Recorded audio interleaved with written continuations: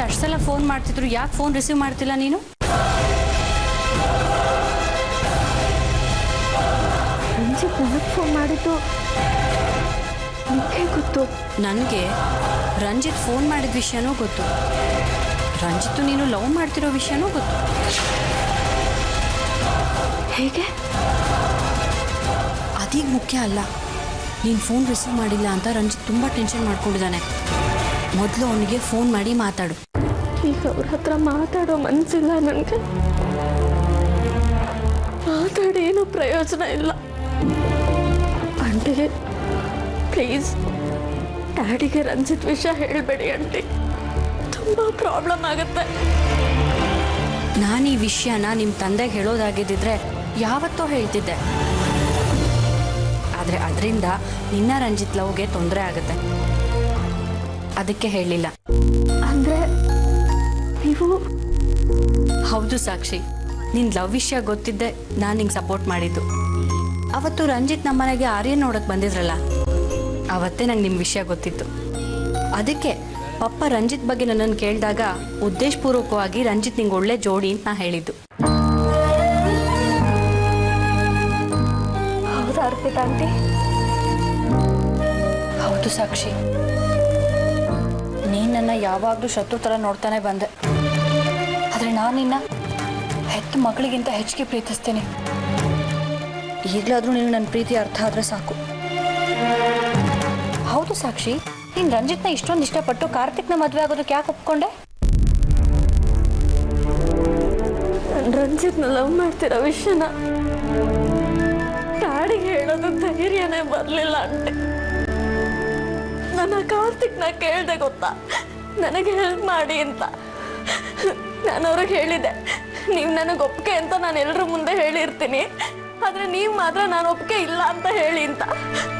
ಅವನು ಹೂ ಅಂದಿದ್ದ, ಆದರೆ ಎಲ್ಲರ ಮುಂದೆ ಬಂದು ಉಲ್ಟಾ ಹೊಡೆದ್ಬಿಟ್ಟ ಆಂಟಿ.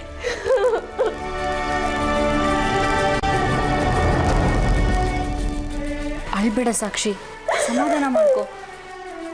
ನಿನ್ನ ಪ್ರೀತಿ ಅಮ್ಮ ಆರ್ತಿ ಅವ್ರು ಇದ್ದಾರಲ್ಲ, ಅವ್ರ ಹತ್ರ ಈ ವಿಷಯ ಹೇಳಬೇಕಿತ್ತು. ಖಂಡಿತ ನಿನ್ನ ಪ್ರೀತಿಗೆ ಅವ್ರು ಹೆಲ್ಪ್ ಮಾಡಿರೋರು.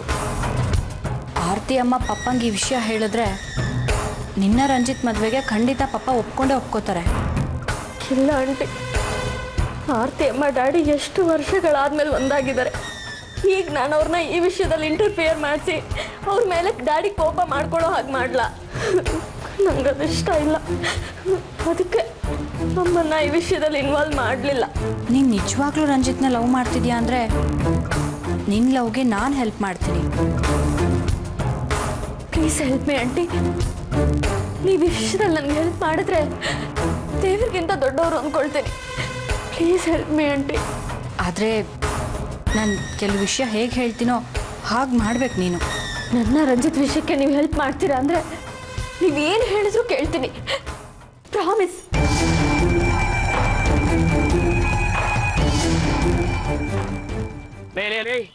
ನೀನು ನಮ್ಮ ಬುದ್ಧಿವಂತ ಅಂದ್ಕೊಂಡಿದ್ದೆ, ಆದರೆ ನೀನು ಈ ರೀತಿ ಮಾಡ್ತೀಯ ಅಂತ ಗೊತ್ತಿರಲಿಲ್ಲ. ನಾನು ಏನು ಮಾಡಿದೆ ಡ್ಯಾಡ್? ಸುಮ್ಮನೆ ನನ್ನ ಕೋಪ ಮಾಡ್ಕೊತಿದ್ದೀರಾ ನೀವು? ಸಾಕ್ಷಿ ಮನೇಲಿ ಏನಾಯ್ತು ಅಂತ ಹೇಳಿದೆ ನಿಮಗೆ ಅಷ್ಟೇ. ಸಾಕ್ಷಿಗೆ ಯಾಕೋ ಪ್ಲಾನ್ ಮಾಡೋಕ್ ಬಿಟ್ಟೆ? ಏನ್ ಮಾಡ್ಬೇಕು ಅಂತ ನೀನ್ ಹೇಳ್ಬೇಕಲ್ವಾ? ಆಗ ಕಂಟ್ರೋಲು ನಮ್ಮ ಹತ್ರ ಇರುತ್ತೆ. ಇಷ್ಟಪಡೋ ಹುಡುಗಿರ ಕೈಗೆ ಲಗಾಮ್ ಕೊಟ್ರೆ ಹೀಗೆ ಆಗೋದು. ಹುಡುಗರನ್ನ ಲಗಾಮ್ ಹಾಕಿಸ್ತಾರೆ. ನನ್ನ ಮಾತ್ರ ಬ್ಲೇಮ್ ಮಾಡಬೇಡಿ ನೀವು. ಈಗೆಲ್ಲ ಆಗೋದಕ್ಕೆ ನನಗಿಂತ ದೊಡ್ಡ ಕಾರಣ ನೀವೇ. ನಾನು ಹಾಡೋಕ್ ಬರ್ದೇ ಇರೋರು ಲೌಡ್ ಸ್ಪೀಕರ್ ಸರಿ ಇಲ್ಲ ಅಂದ್ರಂತೆ. ನಿನಗೆ ಲವ್ ಮಾಡೋಕ್ ಬರ್ದೇ ಇದ್ರೆ ನನ್ನನ್ನು ಯಾಕೋ ಬೈತೀಯಾ? ನಾನು ಸಾಕ್ಷಿನ ತುಂಬಾ ನೀಟಾಗಿ ಪಟಾಯಿಸಿದೆ ಡ್ಯಾಡ್. ಅವಳು ಮದುವೆ ವಿಷಯ ಬಂದಾಗಲಿಲ್ಲ ನಿಮ್ಮ ಪೇರೆಂಟ್ಸ್ ಎಲ್ಲಿದ್ದಾರೆ, ಏನು ಮಾಡ್ತಾರೆ ಅಂತ ಕೇಳ್ತಿದ್ಲು. ನನ್ನ ಹತ್ರ ಅದಕ್ಕೆ ಆನ್ಸರ್ ಇಲ್ಲ. ಆರ್ತಿ ಅವರು ಕೂಡ ಪದೇ ಪದೇ ಅದನ್ನೇ ಕೇಳ್ತಿದ್ರು. ಮೊನ್ನೆ ಸೂರ್ಯ ಅವ್ರು ಸಿಕ್ಕಿದಾಗ ಅವರು ಅದೇ ಪ್ರಶ್ನೆ ಕೇಳ್ತಾರೆ. ನನ್ನ ಪೇರೆಂಟ್ಸು ಅಬ್ರಾಡ್ನಲ್ಲಿದ್ದಾರೆ ಅನ್ನೋದು ಬಿಟ್ಟರೆ ನನ್ನ ಹತ್ರ ಅದಕ್ಕೆ ಆನ್ಸರೇ ಇಲ್ಲ. ಏನು ಹೇಳೋಕೆ ಆಗಲ್ಲ ನನಗೆ. ಅದಕ್ಕಿಂತ ಜಾಸ್ತಿ ಹೇಳಿದ್ರೆ ಅವ್ರನ್ನ ಕರೆಸು ಮಾತಾಡಬೇಕು ಅಂತಿರೋರು. ಅವಾಗ ಏನು ಮಾಡೋದು? ನಾನು ನಿಮ್ಮ ಹತ್ರ ಅನ್ನೋದ್ರ ಬಗ್ಗೆ ಅವರು ಸ್ವಲ್ಪ ಡೌಟ್ ಬಂದಿದ್ರು. ಇಷ್ಟು ಮಾಡೋಕ್ಕಾಗ್ತಿರಲ್ಲ ನಾವು. ಏನೋ ಇಲ್ಲಿವರೆಗೂ ಆ ಡೌಟ್ ಅವ್ರಿಗೆ ಬರ್ದ ಹಾಗೆ ಹುಷಾರಾಗಿ ಮ್ಯಾನೇಜ್ ಮಾಡ್ಕೊಂಡು ಬಂದಿದ್ದೀನಿ ನಾನು. ಗೊತ್ತಾ ನಿಮಗೆ? ಸಾಕ್ಷಿಗೆ ನನ್ನ ಕಂಡ್ರೆ ಇಷ್ಟ, ಬಟ್ ಮನೇಲಿ ಹೇಳಕ್ ಕಷ್ಟ. ಅದಕ್ಕೆ ಆರ್ಯನ್ ನೋಡಿದ ಹುಡುಗನ ನೋಡೋ ಥರ ಮಾಡಿ ರಿಜೆಕ್ಟ್ ಮಾಡ್ತೀನಿ ಅಂತ ನನ್ನ ಹತ್ರ ಮುಂಚೆನೇ ಹೇಳಿದ್ಲು. ಅವಳು ಹೇಳ್ದಷ್ಟೇ ಮಾಡಿದ್ರೆ ಎಲ್ಲ ಕರೆಕ್ಟಾಗಿರ್ತಿತ್ತು ಡ್ಯಾಡ್. ಅವಳು ಏನೋ ಎಕ್ಸ್ಟ್ರಾ ಮಾಡೋಕ್ಕೆ ಹೋಗಿ ಅವಳು ಸಿಕ್ಕಾಕೊಂಡು ನಮ್ಮನ್ನು ಸಿಕ್ಕಾಕ್ತಿದ್ಲು.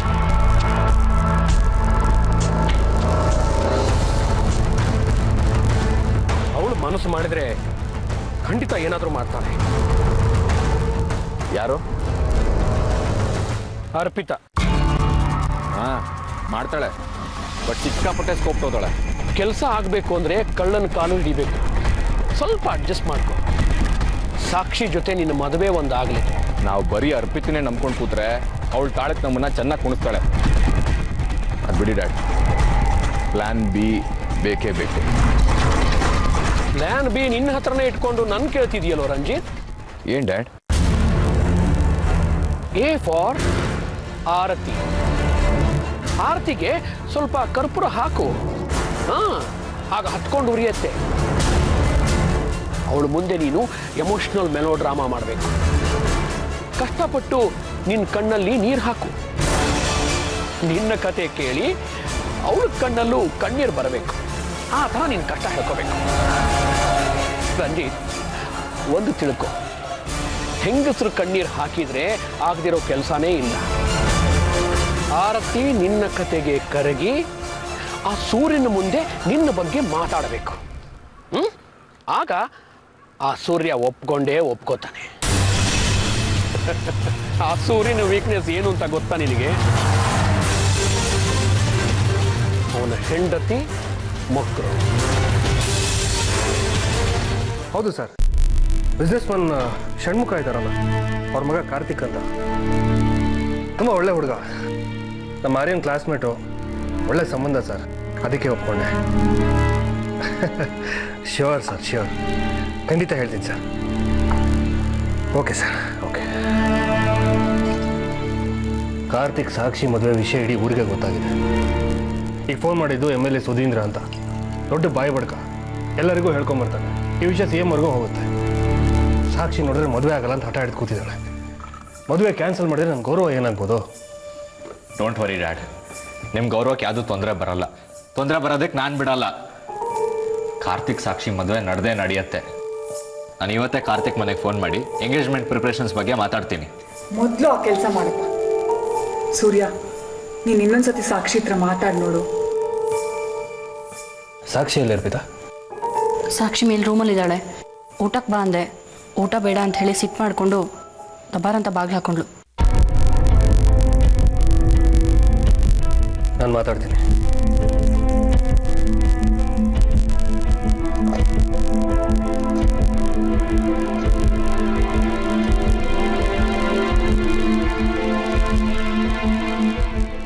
ಸಾಕ್ಷಿ, ಊಟಕ್ಕೆ ಬಾ ಸಾಕ್ಷಿ.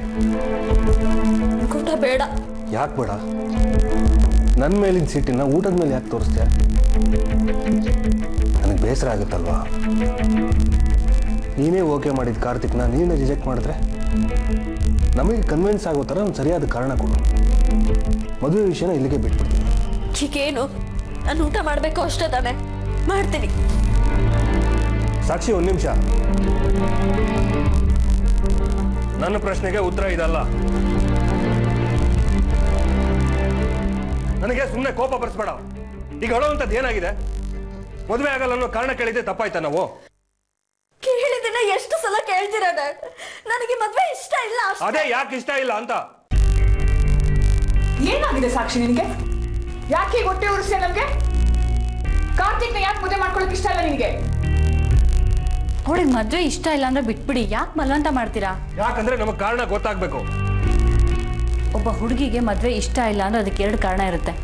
ಒಂದು, ಅವಳಿಗೆ ಮದುವೆನೇ ಆಗೋದಕ್ಕೆ ಇಷ್ಟ ಇಲ್ಲ, ಅಥವಾ ಅವಳ ಮನಸ್ಸಲ್ಲಿ ಬೇರೆ ಯಾರೋ ಇದ್ದಾರೆ ಅಂತ ಅರ್ಥ.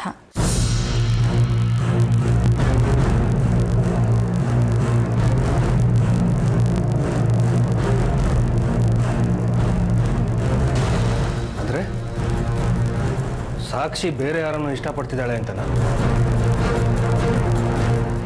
ಹೌದು, ಸಾಕ್ಷಿ ಒಂದು ಹುಡುಗನ ಇಷ್ಟಪಡ್ತಿದ್ದಾಳೆ, ಅದಕ್ಕೆ ಅವಳಿಗೆ ಮದುವೆ ಬೇಡ ಅಂತ ಹೇಳ್ತಿರೋದು. ಹೌದಾ ಸಾಕ್ಷಿ? ನಿನ್ನನ್ನೇ ಕೇಳ್ತಾ ಇರೋದು. ಅರ್ಪಿತಾ ಹೇಳ್ತಿರೋದು ನಿಜನಾ?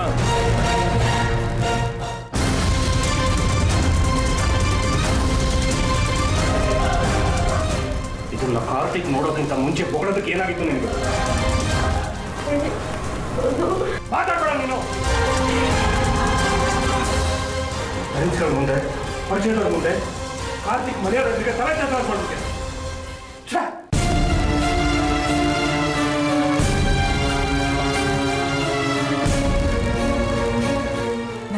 ನನ್ನ ಮಗಳು ಅಂತ ಎಷ್ಟು ಪ್ರೀತಿ ಮಾಡ್ತಾ ಇದ್ದ ನಿಮ್ಮಪ್ಪ ಅಂತ ಅವ್ರಿಗೆ ಸರಿಯಾಗಿ ಅವಮಾನ ಮಾಡಿದೆ ನೀನು.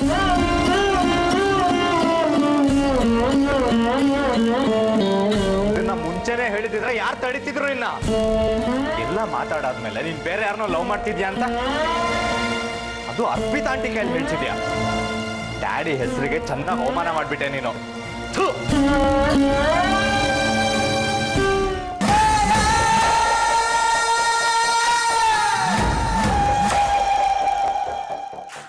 ಹೇಳಿ ಸರ್. ಅದೇ ಮೇಡಮ್, ನಿನ್ನೆ ಸಾಕ್ಷಿ ನೋಡೋದಕ್ಕೆ ಆರ್ಯನ್ ಫ್ರೆಂಡ್ ಬಂದಿದ್ರಲ್ಲ, ಏನಾಯ್ತು ಕೇಳೋಣ ಅಂತ. ನಾನು ತುಂಬ ಸರಿ ಸಾಕ್ಷಿ ಅವ್ರಿಗೆ ಫೋನ್ ಮಾಡಿದೆ, ಅವ್ರು ಯಾಕೋ ರಿಸೀವ್ ಮಾಡಲಿಲ್ಲ. ಯಾಕೆ ಅಂತ ಅರ್ಥ ಆಗಲಿಲ್ಲ. ನೀವು ಯಾಕೋ ಸೀರಿಯಸ್ ಆಗಿದ್ದೀರಾ? Any problem? ಸಾಕ್ಷಿನ ಮದುವೆ ಆಗೋ ವಿಷಯನ ಮರ್ತು ಬಿಡೋದು ಒಳ್ಳೇದು.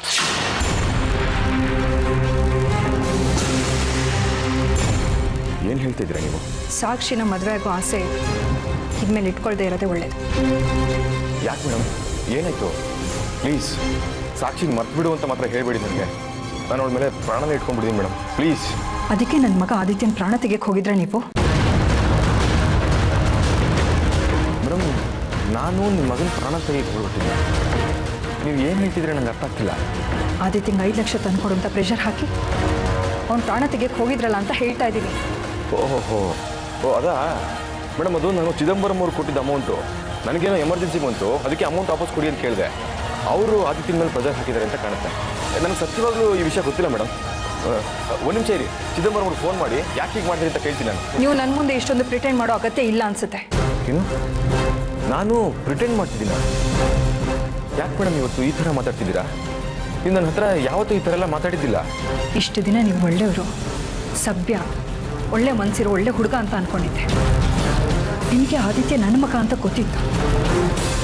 5 ಲಕ್ಷ ಕೇಳಿದ ತಕ್ಷಣ ತಂದ್ಕೊಡೋಕ್ಕಾಗೋದಿಲ್ಲ ಅನ್ನೋದು ಗೊತ್ತಿತ್ತು. ಆದರೂ ಚಿದಂಬರಂ ಹತ್ರ ಆದಿತ್ಯನಿಗೆ ಪ್ರೆಷರ್ ಹಾಕಕ್ಕೆ ಹೇಳಿದ್ದೆ. ಚಿದಂಬರಂ ಆದಿತ್ಯನ ಹತ್ರ ದುಡ್ಡು ವಾಪಸ್ ಕೊಡು ಅಂತ ಕೇಳಿದಾಗ ನೀವು ಅಲ್ಲೇ ಇದ್ರಿ ಅಂತ ನನ್ನ ಮಗ ಹೇಳ್ದ.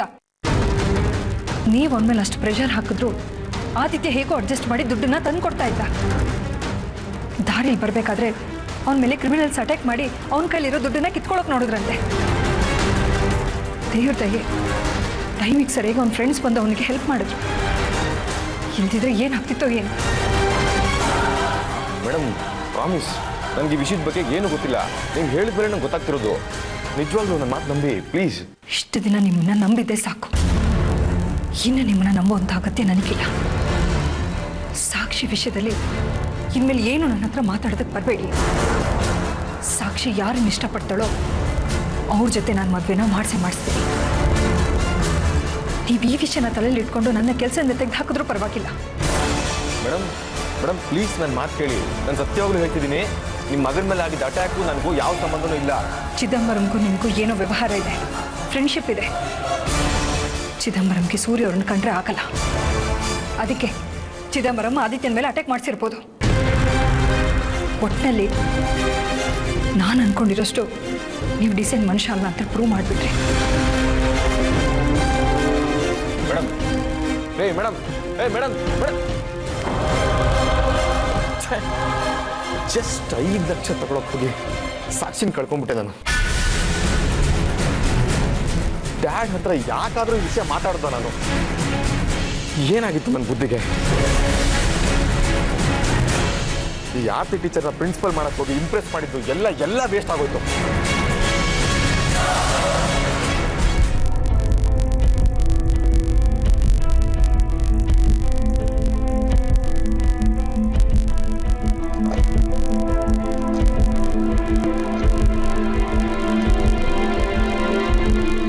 ಯಾಕೆ ಸೂರ್ಯ ಅವರೇ ಅರ್ಜೆಂಟಾಗಿ ಫೋನ್ ಮಾಡಿ ಬರೋದಕ್ಕೆ ಹೇಳಿದ್ರೆ?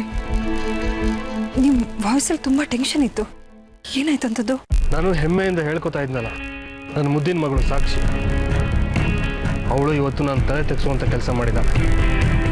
ಆ ಹುಡುಗ ಕಾರ್ತಿಕ್ ಇವಳು ನೋಡಕ್ಕೆ ಬಂದಾಗ ಇವಳು ನಮ್ಮೆಲ್ಲರ ಮುಂದೆ ನಗನಗುತ್ತಾ ಅವನು ಒಪ್ಪಿಗೆ ಅಂತ ಹೇಳಿ ಆಮೇಲೆ ಏನು ಮಾಡಿದ್ಲು ಗೊತ್ತಾ ಇರ್ತೀವ್ರೆ? ಇದ್ದಕ್ಕಿದ್ದಾಗೆ ಬಂದು ಆ ಹುಡುಗ ನನಗೆ ಇಷ್ಟ ಇಲ್ಲ, ಈ ಮದುವೆ ಬೇಡ ಅಂತ ಹೇಳಿದ್ರು. ಸಾಕ್ಷಿ ಒಪ್ಕೊಂಡಲ್ಲ ಅಂತ ನಾನು ಖುಷಿಯಾಗಿ ನಿಮಗೆ ಫೋನ್ ಮಾಡಿ ಹೇಳಿದಾಗೆ ನನ್ನೆಲ್ಲ ಫ್ರೆಂಡ್ಸ್ಗೂ ಹೇಳಿಬಿಟ್ಟು ಇನ್ನು 1 ತಿಂಗಳಲ್ಲಿ ಮದುವೆ ಮಾಡಿ ಮುಗಿಸೋಣ ಅಂತ ನಾನು ಯೋಚನೆ ಮಾಡಿದ್ರೆ ಅಷ್ಟರಲ್ಲಿ ಇವಳು ಬಂದು ನನಗೆ ಮದುವೆ ಇಷ್ಟ ಇಲ್ಲ ಅಂತ ಹೇಳಿಬಿಟ್ಲು. ನಿಮಗೆ ಫೋನ್ ಮಾಡಿ ಈ ವಿಷಯ ತಿಳಿಸಿರ್ಬೇಕಲ್ವಾ? ಹೇಳಿದ್ಲು. ಆ ಹುಡುಗನ ಯಾಕೆ ಬೇಡ ಅಂತ ಹೇಳಿದ್ಲ? ಅವಳು ಯಾರನ್ನೋ ಲವ್ ಮಾಡ್ತಿದ್ದಾಳಂತೆ. ಮದುವೆ ಯಾಕೆ ಬೇಡ ಅಂತ ಅವಳನ್ನ ನನಗೆ ಗದರಿಸಿ. ಆಗ ಅರ್ಪಿತಾ ಹೇಳಿದ್ಲು. ಅರ್ಪಿತಾ ಹೇಳಿದ್ಲ? ಸಾಕ್ಷಿ ಲವ್ ಮಾಡ್ತಿದ್ದಿದ್ದು ಅರ್ಪಿತನ್ ಗೊತ್ತಿತ್ತಂತ? ಹೌದು ಆರ್ತಿ. ಸಾಕ್ಷಿ ಯಾರನ್ನೋ ಲವ್ ಮಾಡ್ತಿದ್ದಾಳೆ ಅಂತ ಗೊತ್ತಾದಾಗ ನನಗೇನು ಶಾಕ್ ಆಗಲಿಲ್ಲ. ನನಗೆ ಗೊತ್ತಿರೋ ವಿಷಯ ಅರ್ಪಿತಂಗೆ ಗೊತ್ತಿತ್ತಲ್ಲ, ಅದು ನನಗೆ ತುಂಬ ಬೇಜಾರಾಯಿತು. ನಾನು ಒಬ್ಬ ಹುಡುಗನ ಇಷ್ಟಪಟ್ಟಿದ್ದೀನಿ, ಅವನನ್ನೇ ಮದುವೆ ಆಗಬೇಕು ಅಂತಿದ್ದೀನಿ ಅಂತ ಇವಳು ಮುಂಚೆನೇ ನನಗೆ ಹೇಳಿದ್ದಿದ್ರೆ ನಾನು ಖಂಡಿತ ಅಪೋಸ್ ಮಾಡ್ತಿರ್ಲಿಲ್ಲ. ಆದರೆ ಇವಳು ಕಾರ್ತಿಕ್ ಬಂದಮೇಲೆ ಅವನನ್ನು ನೋಡಿ ಅವನ ಜೊತೆ ಮಾತಾಡಿ ಅವನನ್ನು ಮದುವೆ ಆಗ್ತೀನಿ ಅಂತ ಒಪ್ಪಿಗೆ ಕೊಟ್ಟು ಈಗ ಅರ್ಪಿತಾ ಮೂಲಕ ಈ ವಿಷಯ ನನಗೆ ಗೊತ್ತಾಗುತ್ತೆ ಅಂದರೆ ನನಗೆಷ್ಟು ಬೇಜಾರಾಗ್ಬಾರ್ದು ಅಂತೇವೆ. ಪ್ಲೀಸ್ ನೀವು ಸಮಾಧಾನ ಮಾಡ್ಕೊಳ್ಳಿ. ನನಗೆ ಬೇಡ, ಅಟ್ಲೀಸ್ಟ್ ನಿಮಗಾದ್ರೂ ಹೇಳ್ಬೋದಿತ್ತಲ್ಲ ಆರ್ತಿಯವ್ರೆ. ನಿಮ್ಗೂ ಅವಳ ವಿಷಯ ಹೇಳಿಲ್ವಾ? ಅರ್ಪಿತಾ ಸಾಕ್ಷಿ ಇಬ್ಬರಿಗೂ ಒಬ್ರನ್ನ ಕಂಡ್ರೆ ಒಬ್ರಿಗೆ ಆಗ್ತಿರ್ಲಿಲ್ಲ. ಈಗ ಇವಳು ಅವಳ ಪರವಾಗಿ ಮಾತಾಡ್ತಾಳೆ. ಸಾಕ್ಷಿ ಇವಳಿಗೆ ವಹಿಸ್ಕೊಂಡು ಮಾತಾಡ್ತಾಳೆ ಅಂದರೆ ಇದ್ಯಾಕೋ ಒಳ್ಳೆ ಡೆವಲಪ್ಮೆಂಟ್ ಅಂತ ನನಗೆ ಅನ್ನಿಸ್ತಿಲ್ಲ. ಇದಕ್ಕೆಲ್ಲ ನೀವೇ ಕಾರಣ ಆರ್ತಿಯವ್ರೆ. ನಾನೇನು ಮಾಡಿದೆ ಸೂರ್ಯ ಅವರೇ? ಅವತ್ತು ನೀವು ನಮ್ಮ ಮನೆಗೆ ಬಂದಿದ್ದಿದ್ರೆ ಅರ್ಪಿತಾ ಸಾಕ್ಷಿನ ಇನ್ಫ್ಲೂಯೆನ್ಸ್ ಮಾಡ್ತಿರ್ಲಿಲ್ಲ.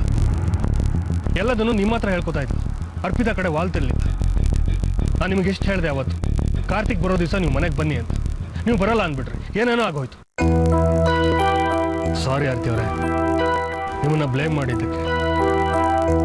ಇಷ್ಟು ದಿನ ನೀವು ನಮ್ಮ ಜೊತೆ ಇರಲಿಲ್ಲ, ಈಗ ನೀವು ಬಂದ್ರಿ. ಎಲ್ಲ ಜವಾಬ್ದಾರಿನೂ ನಿಮ್ಮ ಮೇಲೆ ಹೊರಿಸ್ತಾ ಇದ್ದೀನಿ. ಸಾರಿ ಆರ್ತಿಯವರೇ, ಬೇಜಾರು ಮಾಡ್ಕೊಂಡ್ರಿ. ಪರವಾಗಿಲ್ಲ, ನೀವು ಹೇಳ್ತಿರೋದ್ರಲ್ಲಿ ಏನು ತಪ್ಪಿಲ್ಲ. ನೀವು ಹೇಳ್ದಾಗೆ ನಾನು ಅವತ್ತಲ್ಲಿ ಬಂದಿದ್ದಿದ್ರೆ ಇದನ್ನೆಲ್ಲ ಹೇಗಾದ್ರೂ ಮಾಡಿ ತಪ್ಪಿಸ್ಬೋದಾಗಿತ್ತು. ಹೋಗ್ಲಿ ಬಿಡಿ ಆರ್ತಿಯವರೇ, ಆಗಿದ್ದಾಯ್ತು. ನೀವು ಸಾಕ್ಷಿ ಹತ್ರ ಮಾತಾಡಿ ಇರೋ ವಿಷಯನ ಅವಳಿಗೆ ವಿವರಿಸಿ ಹೇಳಿ.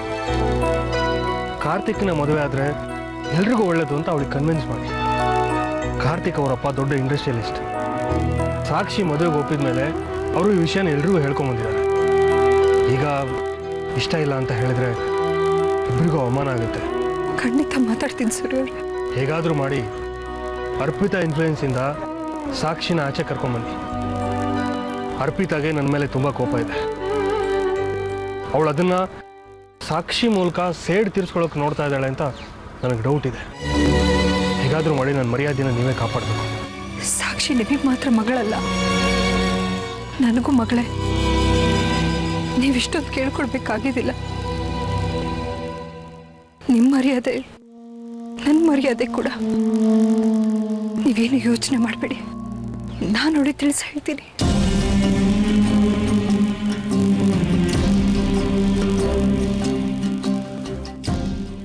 ಟೆಂಡರ್ ಅಪ್ಲಿಕೇಶನ್ ಮೇಲೆ ನಾನು ಸೈನ್ ಮಾಡಿಲ್ವಾ? ನೀವೆಲ್ಲ ಏನೋ ಮಾಡ್ತೀರಾ ಕತ್ತೆಗಳ? ಆಯ್ತು ತಗೊಂಬ.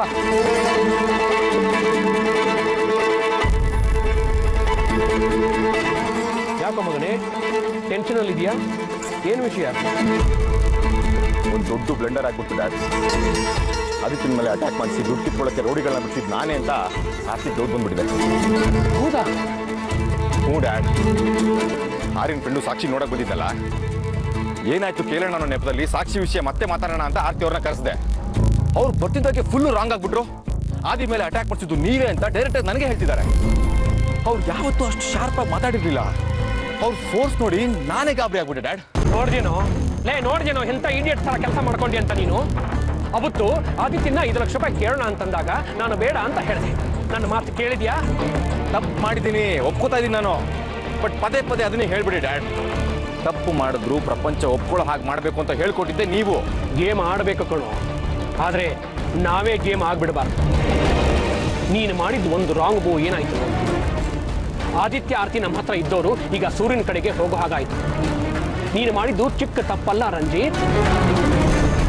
ಈ ತಪ್ಪನ್ನ ಬೇರೆ ಯಾರಾದರೂ ಮಾಡಿ ನನ್ನ ಮುಂದೆ ಹೀಗೆ ನಿಂತಿದ್ರೆ ಅವರು ಉಸಿರೇನೇ ಇಲ್ಲ ಅಂದ್ಬಿಡ್ತಿದ್ದೆ.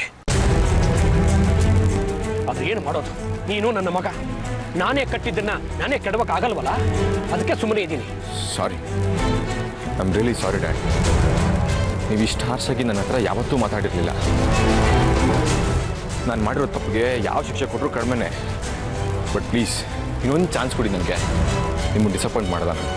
ಅದಕ್ಕೆ ನೀನೊಂದು ಕೆಲಸ ಮಾಡಬೇಕು. ಹೇಳಿ ಡ್ಯಾಡ್. ಈ ಕೆಲಸನ ಅವತ್ತೇ ಮಾಡಿಬಿಡು ಅಂತ ನಿನಗೆ ಹೇಳಿದೆ, ಅರ್ಧಂಬರ್ಧ ಮಾಡಿ ಮುಗಿಸ್ದೆ. ನೀವು ಯಾವ ವಿಷಯದ ಬಗ್ಗೆ ಹೇಳ್ತಾ ಇದ್ದೀರಾ? ಸಾಕ್ಷಿನ ಗೆಸ್ಟ್ ಹೌಸ್ಗೆ ಕರ್ಕೊಂಡು ಹೋಗು ಅಂತ ಹೇಳಿದ್ದೆ. ಕರ್ಕೊಂಡು ಹೋಗಿದ್ನಲ್ಲ. ಗೆಸ್ಟ್ ಹೌಸ್ಗೆ ಕರ್ಕೊಂಡು ಹೋಗು ಅಂತಂದ್ರೆ ಗೆಸ್ಟ್ ಹೌಸ್ ತೋರಿಸ್ಕೋಬೇಕಲ್ಲ. ನೀವು ಈಗಿನ ಕಾಲದ ಹುಡುಗರು ತಲೆ ಜಜ್ಕೋಬೇಕು. ನೀವು ಹೇಳಿದ್ದು ನನಗೆ ಅರ್ಥ ಆಯ್ತು ಡ್ಯಾಡ್. ಆದರೆ ಸಾಕ್ಷಿ ಆ ಥರ ಹುಡುಗಿ ಅಲ್ಲ ಅನಿಸ್ತು. ಅವಳು ಅಯ್ಯೋ, ನಿಂದಲ್ಲ ಯಾವ ಪ್ರಾಬ್ಲಮ್ಮು, ಎಲ್ಲ ನಂದು. ನಿನ್ನ ಅಮೇರಿಕಕ್ಕೆ ಓದೋಕೆ ಕಳಿಸ್ಬಿಟ್ಟು ನಾನೇ ದೊಡ್ಡ ತಪ್ಪು ಮಾಡಿಬಿಟ್ಟೆ. ಅಲ್ಲಿಗೆ ಹೋದ್ಮೇಲೆ ಎಲ್ಲ ಕ್ಲಾಸ್ ಲೆವೆಲ್ಗೆ ಯೋಚನೆ ಮಾಡೋದಕ್ಕೆ ಶುರು ಮಾಡಿ. ಲಾಸ್ ಏಂಜಲೀಸ್ನಲ್ಲಿ ಓದಿದ್ರು ಕೆಲವೊಂದು ಕೆಲಸಗಳನ್ನ ಲೋಕಲ್ ಆಗೇ ಮಾಡಬೇಕು, ಮಾಸ್ ಸ್ಟೈಲಲ್ಲಿ ಇರಬೇಕು. ಆಗಲೇ ವರ್ಕೌಟ್ ಆಗೋದು. ನಾನೇನು ಹೇಳಿದೆ ಅಂತ ಅರ್ಥ ಆಯ್ತಾ? ಅರ್ಥ ಆಯ್ತು ಡ್ಯಾಡ್. ಮಗಳು ಪ್ರೆಗ್ನೆಂಟು ಅಂತ ಗೊತ್ತಾದರೆ ಸೂರ್ಯ ತಲೆ ತಗ್ಸಿ ನಿನ್ನ ಕಾಲು ತೊಳೆದು ಮನೆ ತುಂಬಿಸ್ಕೊತಾನೆ. ಗೊತ್ತಾಯ್ತಾ?